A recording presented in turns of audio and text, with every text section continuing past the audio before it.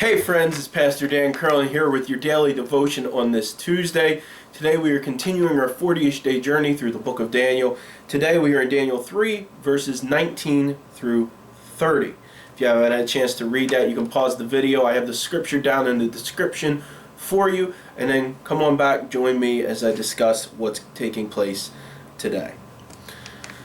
Well, friends, today we're picking up right where we left off yesterday. The king, he is furious again. The king once again has these young men, Shadrach, Meshach, and Abednego, men that he once held in a very high esteem, but now he's ready to murder them. He has ordered the furnace to be intensely hot this day.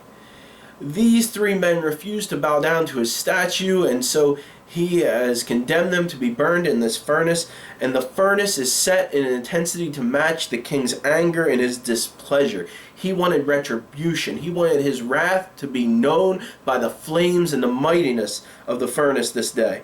And the king is so furious that he doesn't even have time to strip these young men of their clothes, which would be the custom of the day, to throw them into the furnace naked. This furnace is so hot that it doesn't matter what is thrown into it. Whatever's thrown into it is going to be almost instantly incinerated. It's going to be destroyed completely. It will be no more. And we see just how hot the fire is whenever one of the guards who has Shadrach, Meshach, and Abednego to throw them in, he opens the door on top of the furnace. And this is where they would throw the prisoners in, on the top. When he opens that door, the oxygen rushes in and the flames are so mighty, they shoot out and they actually consume and burn the soldier to death. The young men are pushed into the fire by another guard. Shadrach, Meshach, and Abednego are thought to have perished and have been burned up completely.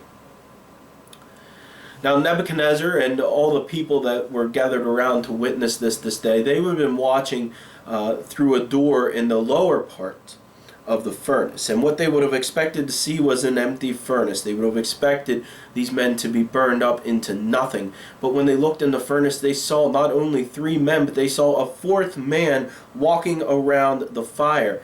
Now they didn't know who this fourth man was, but Nebuchadnezzar was sure that it must have been the God of Daniel, Shadrach, Meshach, and Abednego. Nebuchadnezzar knew that while the gods of Babylon weren't able to pull off such a feat, he had already seen that the God of Daniel, Shadrach, Meshach, and Abednego, was all powerful and powerful enough to save these men. So King Nebuchadnezzar calls to have all of these men removed from the furnace. And now his anger has turned from Shadrach, Meshach, and Abednego toward anyone who would oppose the God of Shadrach, Meshach, and Abednego. And the king ordered that anyone who says anything against this powerful God would be cut into pieces.